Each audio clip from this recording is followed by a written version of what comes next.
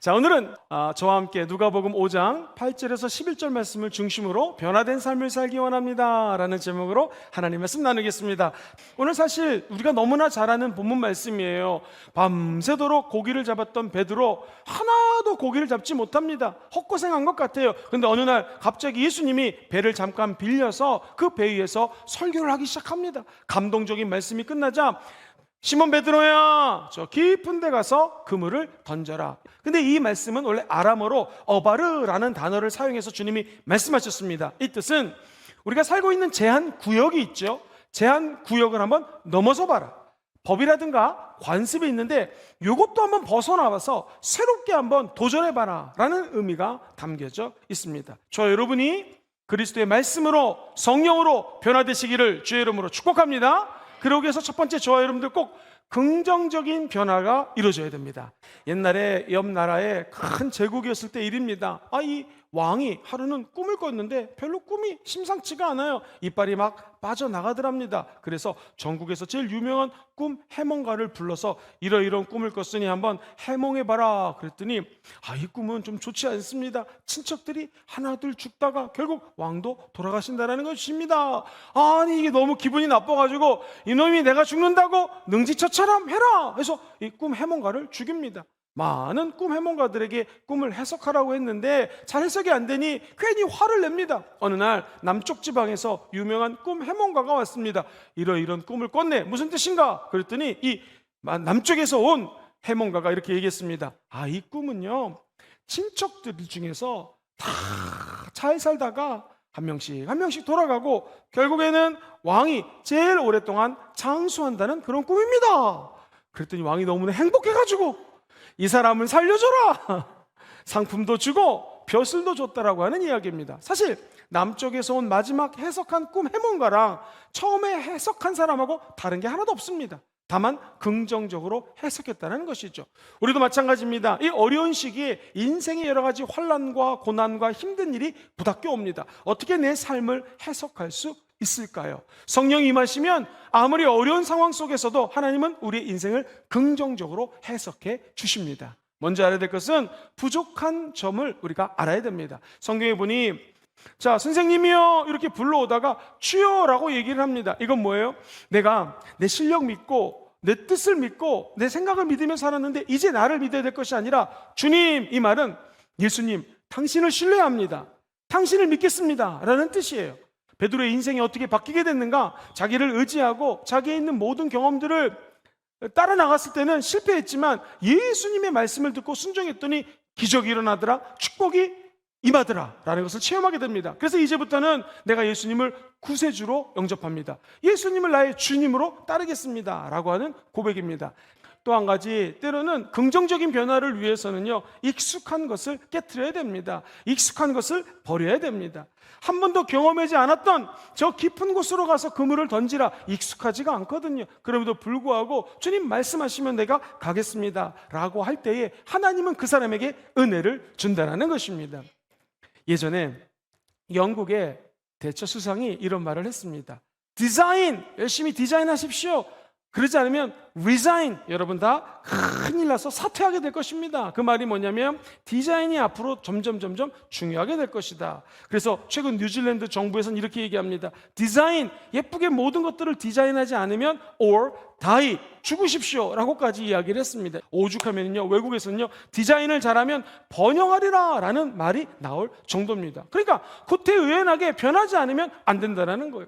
창조적이고 긍정적인 변화를 일구기 위해서는 때로는 익숙한 것을 깨트려야 됩니다. 그래서 더욱더 창조적으로 하나님 앞에 진정한 변화를 일구는 귀한 성도들 되시기를 주의 이름으로 축원드립니다. 두 번째, 계속되는 변화를 위하여. 이 신기한 것은요, 사실은 이 디베라 바닷가 갈릴리 호수는 맨날 여기서 물고기 잡던 곳입니다. 기적은 우리가 늘 있던 곳에서 일어납니다. 친구들 와서 좀 도와줘. 이거 너무 물고기가 많이 잡혔어. 그때 왔던 친구들 다 알고 지내는 사람들입니다. 우리가 이 땅에 살면서 때로는 내가 오늘 여기 이 바운더리를, 이 지역을 벗어나서 좀 저기 가면 잘 되겠지. 아닙니다. 기적은 우리 삶의 현장에서 일어납니다. 한국에서, 부산에서, 우리 삶의 현장에서 기적이 일어납니다. 그러므로 여러분이 지속적인 변화를 꿈꾼다면 이 변화는 바로 내 일상에서 일어난다는 것을 꼭 기억하시기를 주의 이름으로 축원드립니다. 두 번째는요, 예수님의 제자가 되어야 됩니다. 내가 예수님이라면 어떻게 할까? 예수 그리스도는 도대체 이 상황에서 어떤 결정을 내리실까 하면서 모든 사고방식을 예수화 시키는 거예요. 예수 의식화 시키는 거예요. 그것이 제자되는 길이거든요. 그러려면 구차한 모든 것들을 내려버리고 가장 소중한 것을 붙잡으라는 것입니다.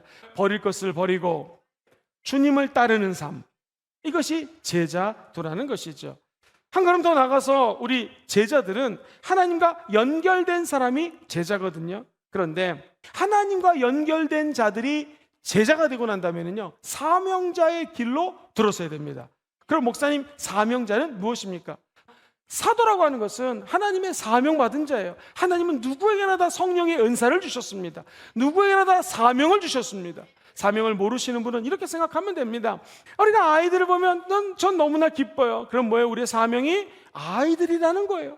어르신들을 보면 내가 너무 돕고 싶어요. 그럼 나의 사명은 어르신이라는 거예요. 내 심장이 닿는 곳이 바로 사명입니다. 또 하나, 사명은 남들보다 하나 더 가진 것이 사명입니다. 시작. 남들보다 하나 더 가진 것이 사명입니다. 예를 들면 내가 남들보다 물질을 하나 더 가졌어요. 이거 사명입니다. 내가 남들보다 더 건강해요. 나이에 비해서 튼튼합니다. 건강을 하나님이 사명으로 주신 거예요. 남들보다 내가 특출한 것이 하나 더 있어요. 그것이 하나님이 주신 은사요, 사명이라는 것이죠.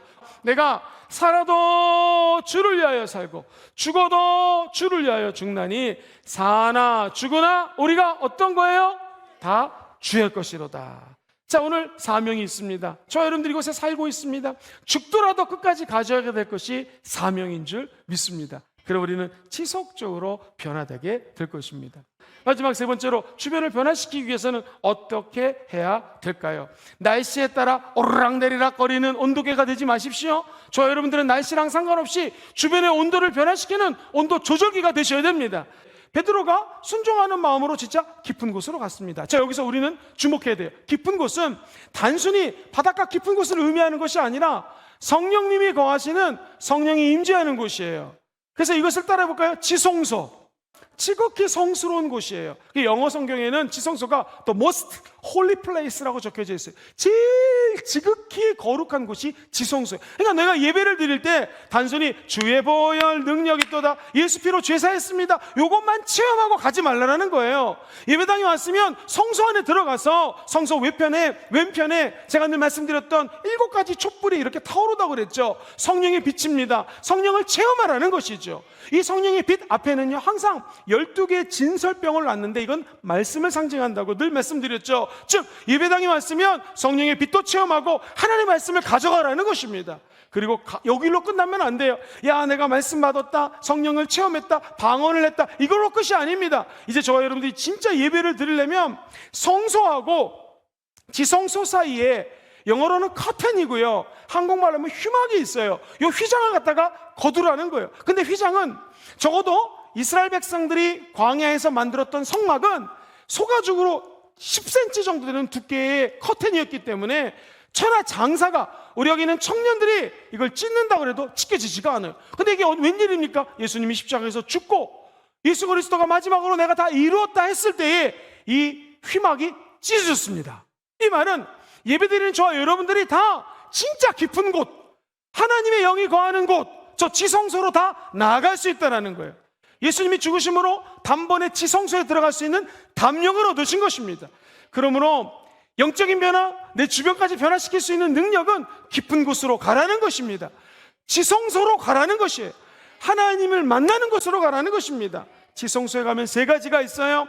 아론의 쌍난 지팡이는 이거 나온 막대기예요. 생명이 날 수가 없습니다. 어찌 막대기에서 싹이 날 수 있겠습니까? 이것은 뭘 상징하냐면 저와 여러분이 막대기 같은 인생이라는 거예요. 주여 내가 죄인입니다 라고 고백하는 자에게는 하나님의 영이 임하여서 생명의 성령의 법이 죄의 법, 사망의 법으로부터 너를 자유케 한다는 거예요. 우리 인생이 막대기 같은데 하나님이 성령의 능력으로 저와 여러분들에게 싹이 날 수 있는 길을 열어준다는 것입니다. 그리고 하나님의 말씀을 담은 십계명판이 있습니다. 그리고 난 다음 제일 중요한 건 만나를 담은 항아리가 지성소 하나 있어요. 요 세 가지거든요. 요건 바로 삼위일체 하나님을 의미하는 것입니다. 우리가 드리는 예배는 날마다 감격 속에서 삼위일체 하나님을 얼굴과 얼굴을 맞대고 드려지는 지성소의 예배가 되기를 주의 이름으로 축원드립니다. 깊은 데로 가라, 이 말의 원뜻은 기존의 사고방식을 탈피하라는 것입니다. 저돌적으로 있는 공간에 최선의 노력을 다하면서 하나님의 눈으로 지금 상황을 파악하라는 것이죠. 이게 사람의 힘으로 될까요? 어렵습니다. 그래서 필요한 게 뭐예요? 세상 흔들리고 세상 변하지만 변하지 않는 성령님 믿고 의지하면 성령님이 해안을 주십니다. 영적인 눈을 주십니다. 앞길을 열어주신다는 것이죠. 우리만 변화돼서 잘 되는 것이 아니라 우리 때문에 수없이 많은 자들이 변화되는 온도 조절기 같은 인생을 살게 될 것입니다. 그러므로 결론은 여러분 성령 받으셔야 됩니다. 성령과 함께 동행하시면서 수많은 선한 일을 행하시고 날마다 깊은 길로 들어가 우리 성령 하나님의 임재를 체험하는 여러분 되시기를 주의 이름으로 축원드립니다.